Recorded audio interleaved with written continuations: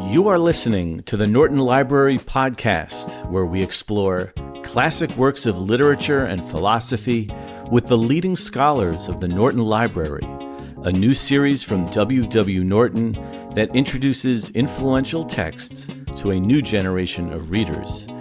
I'm your host, Mark Chirino, with Michael Von Cannon producing. Today we present the second of our two episodes devoted to the selected tales of Nikolai Gogol, as we interview its editor, Kate Holland, and its translator, Michael Katz. In part one, we discussed who Gogol was and how he wrote, the humor of the stories, and our guests' favorites. In this second episode, we learn how Kate Holland and Michael Katz first encountered Gogol, their favorite lines, Gogol's Ukrainian background, the challenge of reading this work, and much more. Kate Holland is Associate Professor of Russian Literature at the University of Toronto. She is the author of, among other works, the novel In the Age of Disintegration, Dostoevsky and the Problem of Genre in the 1870s. Michael Katz is Professor Emeritus of Russian and East European Studies at Middlebury College. In addition to his writings on 19th century Russian literature, he has translated over 15 Russian novels into English, including works by Turgenev, Dostoevsky, and Tolstoy. Kate Holland and Michael Katz, welcome back to the Norton Library podcast. Good to see you again. Thank you. Likewise, thank you. Well, we look forward to talking more about Nikolai Gogol and his selected tales. I'd love to know how each of you first encountered Nikolai Gogol, his work, and where were you? What did you think of it? Kate? I first came across Gogol's work when I was an undergraduate studying Russian literature. And I particularly remember I spent a year living in St. Petersburg as a student. And I became interested in what often gets called the Petersburg text, which is the works of Russian literature that kind of draw on and inspire the representation of the city of St. Petersburg. So, I mean, it's such a strange story, this founding of this city kind of from nothing on a Finnish swamp by imperial decree.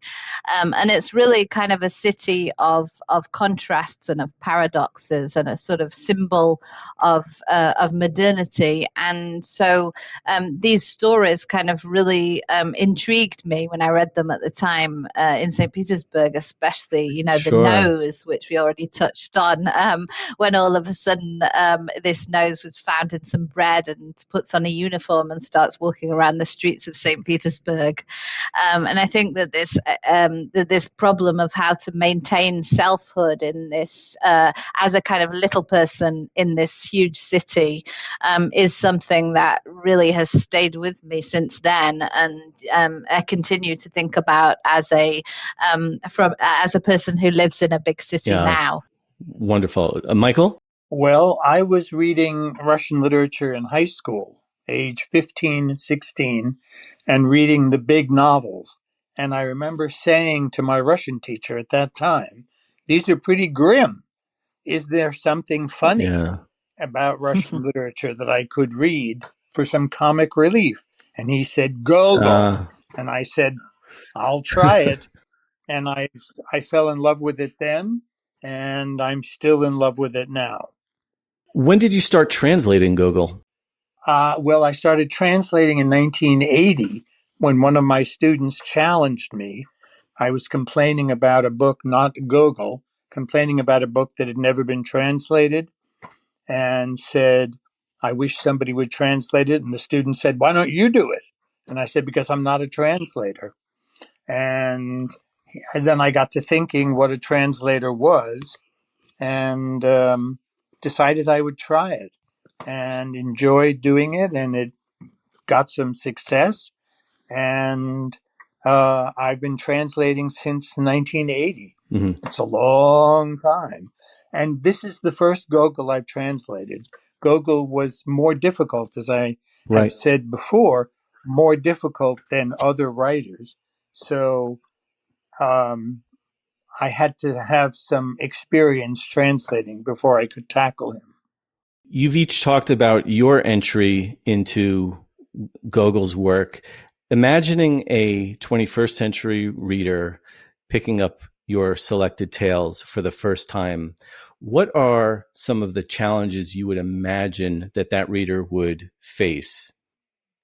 I know that sometimes the cultural specificity of Russian naming traditions can be kind of confusing to those who are outside of the tradition. So Russian names are composed of three parts. So there's the first name, there's the patronymic that's derived from the father's name, and there's the last name, but also sometimes there are nicknames, so derived from the first name.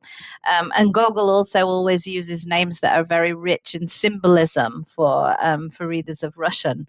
And so that would be one thing. And then the other thing, I guess, would be the way in which the narrators are always highly unreliable and highly problematic in all kinds of ways. So hopefully that's something that once you've read a couple of stories, you kind of lean into and enjoy the irony and the sarcasm, and you have to read with a lot of suspension of disbelief.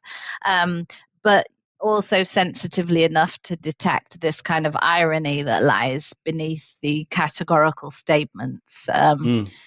Michael, are there challenges that your students face, let's say, when they encounter Gogol? Well, Kate mentioned a good one. That is, the names are really difficult. And Russian has a tendency to repeat those names over and over and over again. And when you get the three-part names, the spoken names are really delicious. In Akaky Akakievich, in the hero of Overcoat, it has a number of meanings. One of them is a particular saint, Saint Acacius, and the other one is the child word for poop, kaka, which is a universal word. So he's named Akaky Akakievich, which roughly translates as poop face, son of poop face. And you explain that to your students and they love you for it. Yeah. Can I also add, as somebody who knows the least about Russian literature by a long shot in this conversation, that your edition, including the table of ranks, was extremely helpful. And what I mean is there are civil titles and military titles that you list for us and rank them, which come up quite frequently in this collection that refers to status a lot. Isn't that so? Yes, absolutely. Yeah. The whole society is very status oriented. So where you stand on that table of ranks determines who you can talk to, who you have to kowtow before.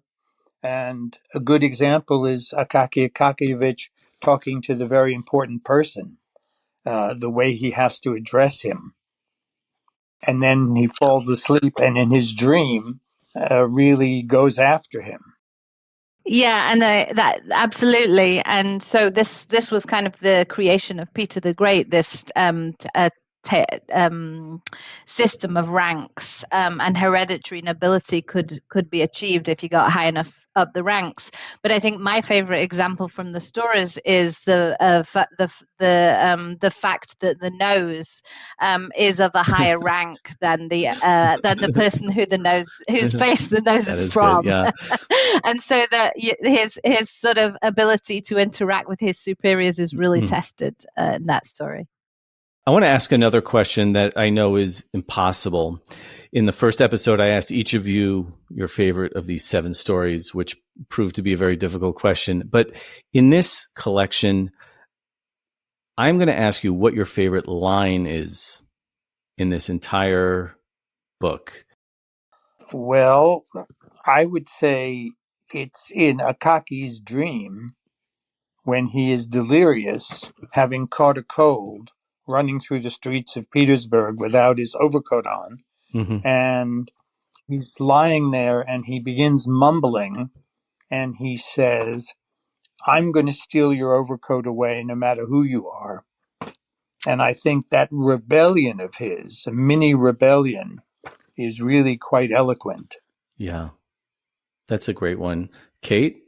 And yeah, I would say the last line of Nevsky Prospect, which we already mentioned. It lies at all times, this Nevsky Prospect, but most of all, it lies when night falls in thick masses of shadows, and you can see only the white and pale yellow walls of houses, and when the entire town is transformed into noise and brilliance, when myriads of carriages roll off bridges, postilions shout and jump up on their horses, and the devil himself lights the street lamps so as to show everything in an unreal aspect. Yeah, that's so powerful.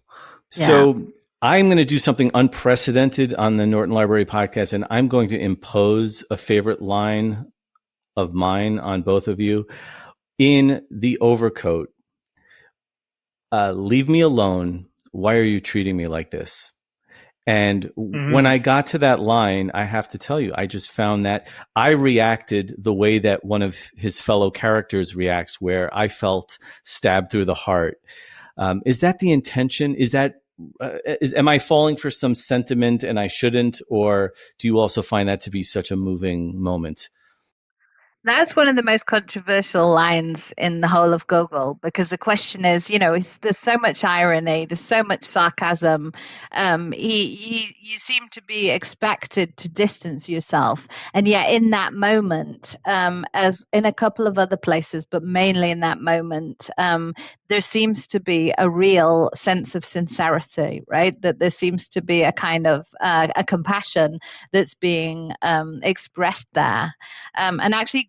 Dostoevsky, who was, as Michael mentioned earlier, the one of the characters in his first novel, Poor Folk, is outraged by reading The Overcoat, and mainly because a poor civil servant like himself, Akaky Akakievich, ends up sort of in such a kind of an undignified, as he perceives it, the character situation. But these are moments in which there does seem to be some kind of dignity afforded to the character in this story, I think. Is there wiggle room for the translator in that moment? Leave me alone. Why are you treating me like this? Or are you pretty concrete what he said in Russian? Pretty concrete. Ostav меня. Leave me alone. Let me be. Let me be. Is what he's saying. And as Kate said, that was a matter of great controversy, how sincere Gogol was in these feelings of compassion, when on the other hand, he calls his character poop face. I mean, he's making fun of him all the time. And then all of a sudden throws in this bubble of compassion. And you say, well, which is it? Am I supposed to laugh at him, or am I supposed to feel sorry for him? And maybe it's both. And yeah, and what's interesting is that Dostoevsky's character kind of picks up on that, because he sort of he then takes the side of Akaky Akakievich and says that Gogol should have left him alone. And I think that that sort of Gogol's very frame-breaking qualities that we talked about before, the way in which he's able to step out of the text and sort of look at it as though from outside, creates then the possibility that Dostoevsky's characters can also do the same thing. And what's interesting is that a famous novel theorist and critic of Russian literature, Mikhail Bakhtin, said that Dostoevsky's character was Gogol plus self-consciousness, right? So that we have a similar structural position, but that what Dostoevsky's doing is he's kind of taking that leave me alone and kind of creating and sort of pulling it out across a whole novel, right? So in Gogol, it's just kind of left there hanging, but Dostoevsky takes it and runs with it. You both touched on this in different forms, but I'm wondering if you have any ideas about teaching this novel and what has worked, what has been most successful when teaching Gogol. What are your methods?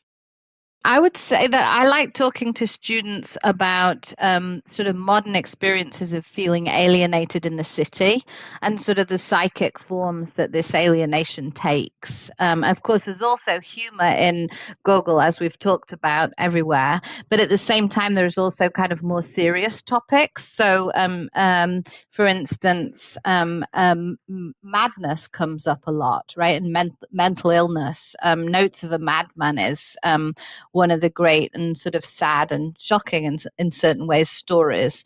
And one of the big themes of these stories is kind of how living a modern life crushes your selfhood and makes you crazy. And I think that students are really attuned to this, and especially in the current mental health epidemic.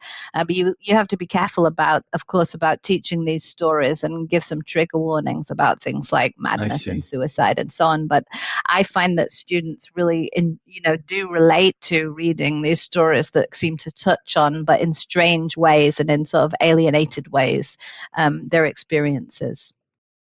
I would say the language, which is so delicious, really begs to be read aloud, and to have students read passages and play out the dialogues, especially. They really get into the humor and to the irony in the stories and in the caricatures. So that's what I do, and I think it's successful having the students read it. Now we come to the point in the interview where we ask our guests for a hot take or something controversial or counterintuitive.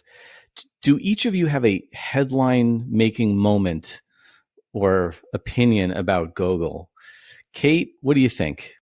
So I guess mine would be that in the current context of the Russian invasion of Ukraine, cultural relations between Russia and Ukraine are really severely strained, and makes sense to rethink the identity of writers like Gogol, whose identities are more complex. But I think it would be a mistake to de-Russify Gogol entirely and to think about him only as a Ukrainian writer, precisely because he himself was so ultra aware of his identity as a colonial, and that he in fact plays with various aspects of this aspect of himself in his writing and in life in order to kind of mess with his Russian writers, and that as we mentioned, is a kind of cultural and linguistic hybrid.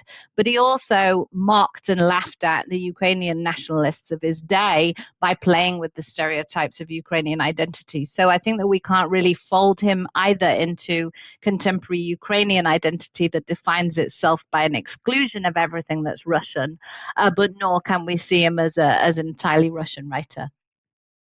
I'll cite a book which appeared in 1976, written by Simon Karlinski, called The Sexual Labyrinth of Nikolai Gogol, in which he argues that Gogol was really a repressed homosexual, and that all of his relations between men and women throughout all of his work, play, novel, short stories, there are no happy families. There are no happy marriages. All of them have tension between the man and the woman, and that Gogol is really acting out his own very controversial at the time sexuality. So there are no happy romantic relationships, yet there's humor suffused through all his narratives. Absolutely. Interesting. So we also talked on the previous podcast about contemporary considerations of Gogol. So since his stories were published, have these stories been adapted or repurposed since then maybe in different forms or in different media for different ways for people to consider these tales?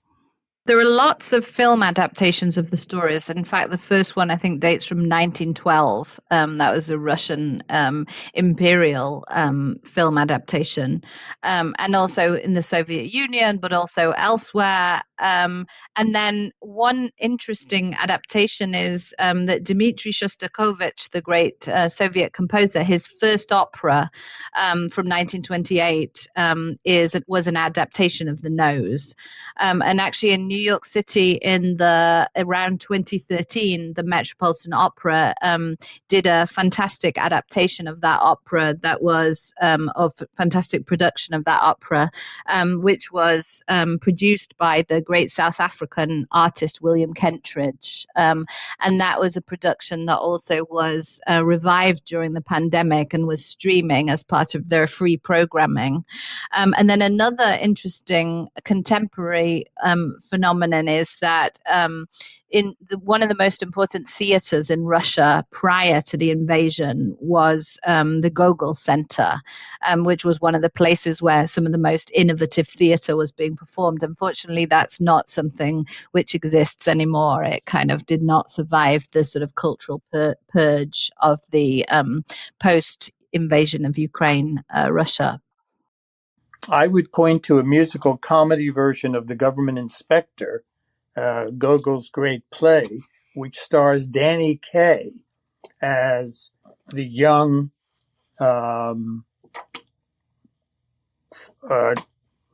hero who is fooling everybody, pretending to be something that he isn't. Every time I get sick and I'm bedridden, not that I get sick that often, but when I am, I lie in bed and I watch this film and I just roar with laughter. It's Gogol's humor plus Danny Kaye added onto it, and it's wonderful. That sounds great. Yeah, that sounds great.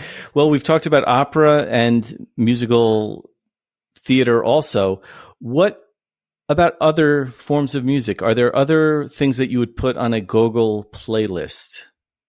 So yeah, I already mentioned New York City, and there's actually a great folk punk band, Gogol Bordello, which was founded in 1999 in New York City in Lower Manhattan by Ukrainian-born American punk singer Eugene Hutz. And it shares kind of the same sort of anarchic energy as Gogol's stories. I think he's been doing fundraising for Ukraine since the invasion as well, playing lots of his music. Probably their Wonderlust King or Start Wearing Purple is another song of theirs that would be on a Gogol playlist. My list has Marvin Gaye's rendition of I Heard It Through the Grapevine. I won't sing it, but the lines that stuck out were, believe half of what you see and none of what you hear. Yeah, that's the way you approach Gogol, is that kind of acknowledging that ambiguity. Absolutely. Each story ends, we've read a few of them the last time we chatted. Each story ends with this big question mark. Is what I see real, or is this fake? And do you find that contemporary readers find that level of ambiguity frustrating, that they're looking for some sort of definite end, or are they charmed by this kind of openness to the ending? I would say that certainly my students find ambiguity problematic at the moment. They like to moralize. They like to find black and white. And I hope that reading Gogol will teach them a little bit more about shades of gray. Right. I find the same with my students. How to take this? Is this serious? Is this social criticism? Or is this making fun of these people? And it's a little bit of both, with an emphasis on the fun, I think. Yeah. One of the stories that you just mentioned that we didn't really touch on in the first episode, I'm wondering maybe you could just talk about it for a minute, is Notes of a Madman. How does that story function in this collection? What does it tell us about Gogol? I would say that so this is written in a diary format. So with a kind of first person narrator who's writing the diary. And it's kind of, we see in the diary form the gradual descent into madness. So he ends up by imagining that he's the king of Spain. So the sort of phenomena of the Bourbon succession of Spain is kind of taking place as his mental health is deteriorating. And it's a very kind of shocking and moving story, but also kind of funny at the same time. So yet again, it's kind of one of these works that where we sort of are both laughing, but also kind of feeling shocked and sort of alarmed at the same time. And certainly Gogol's own mental health was sort of fragile. And towards the end of his life, he was very much kind of struggled with all kinds of visions and things. And I think that you can see in his stories, you know, there's a kind of creative anarchic energy, but there's also sort of elements of sort of seeing the world in a different way, right? That may have to do with his mental health. Well, you mentioned how your students would consider treatments of mental illness and so forth. What about Gogol's contemporary readers, the readers that are reading this in the mid-19th century? What was the notion of mental illness in St. Petersburg at that time, and how did Gogol's depiction either contradict it or fit into that attitude? So madness is really important as a kind of trope in Russian Romanticism. So the Queen of Spades, which is a story by Pushkin, has a sort of ends in madness, and sort of madness as the sort of end of the story is not unusual in the treatments in Romanticism. It's only really later in the 19th century that we begin to get more medicalized accounts. So I think it's actually, you know, he's ahead of his time in certain ways in the idea of sort of what might a sort of how madness and creativity might be connected, and what would a kind of a perspective of a madman provide, right? What does that do in terms of our understanding of the world? So I think he's ahead of his time in that sense. The hero is carted off to the loony bin at the end of that story, and that's quite a shock, a shocking ending for a 19th century story. Right. Michael, I wonder if we could end our second episode with a consideration of Gogol's contemporary relevance. I'm mindful that we're conducting this interview when Russia, for instance, and Ukraine are at war, which probably changes how you might answer that question. But in our day and age, where do you think Gogol fits in? That's the hardest question to answer, I think. It's such an awful situation that we're in. All I can say is to provide some humor to the tragedy that is unfolding every day in the news. And you feel guilty almost laughing at Gogol's stories because of what's happening in Ukraine. Yeah, and I would say, I mean, certainly with regard to his hybridic identity, that's not something that we're going to be able to kind of think about in detail for many years. But I think that when it comes to his universal significance, I mean, I've talked before about his connection with kind of the absurdity of urban life, how we see that. And I think that one of the contemporary aspects is how he is able to convey the idea that you can see the same scene day after day and your eye gets used to it, and then something deep and hauntingly strange invades the space one day, but your mind just can't adjust to it because you see the same scene every day, and so this strange thing, you just block it out and then it comes back to haunt you later on. So this is kind of a very much of I think a modern phenomenon that he taps into, and sort of that goes beyond sort of the geopolitical context of reading him.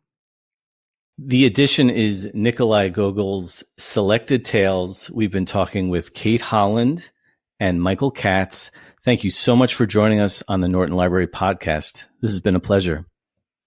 Thank you. Thank you. The Norton Library edition of Selected Tales by Nikolai Gogol, with an introduction by Kate Holland and translated by Michael Katz, is available now in paperback and ebook. Check out the links in the description for this episode for ordering options and more information about the Norton Library, including the full catalog of titles.